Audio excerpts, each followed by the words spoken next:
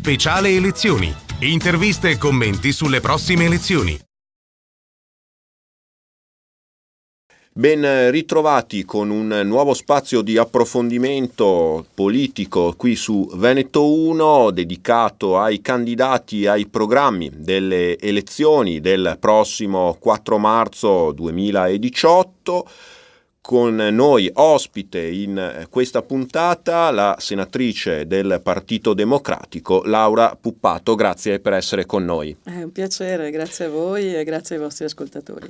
Laura Puppato, trevigiana, senatrice uscente del Partito Democratico nell'ultima legislatura e naturalmente ricandidata sempre nei collegi trevigiani, i collegi che comprendono la provincia di Treviso, sia nell'uninominale, in particolare il collegio nella sua Montebelluna, Castelfranco e poi anche Belluno e parte di Venezia. Questo è un collegio un po' strano, ma sì. Sicuramente diciamo anche tutta la parte ovest del Piave, no? Quindi la zona ha preso tutto il bellunese e poi un braccio che si allunga verso ovest, ricomprendendo fino a Scorzè e a Martellano.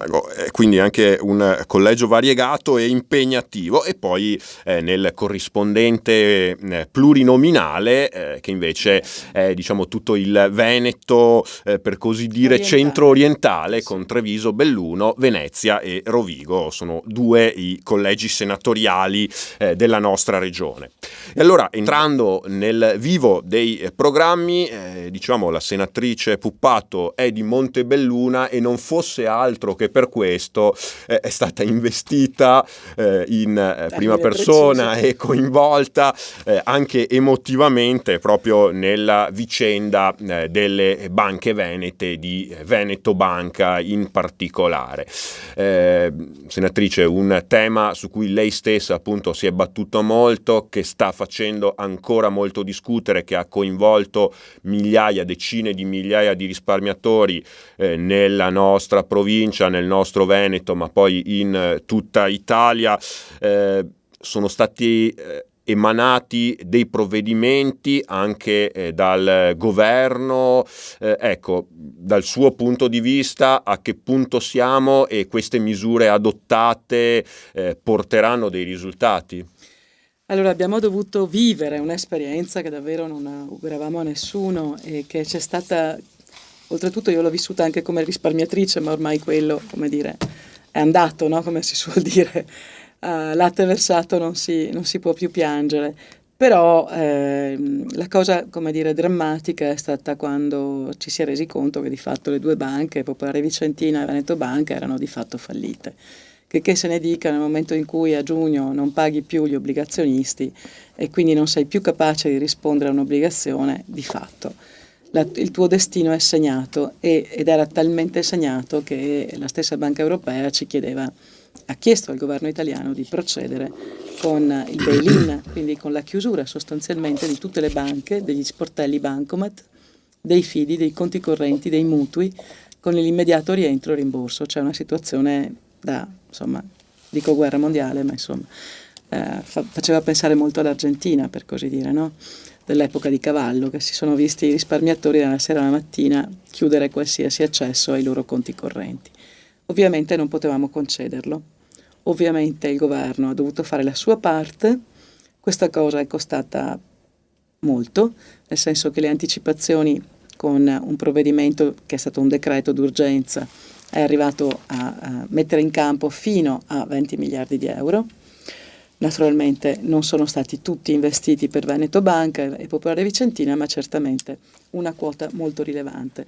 E quindi è stata affidata a Banca Intesa, come sappiamo, la gestione, per così dire, degli sportelli.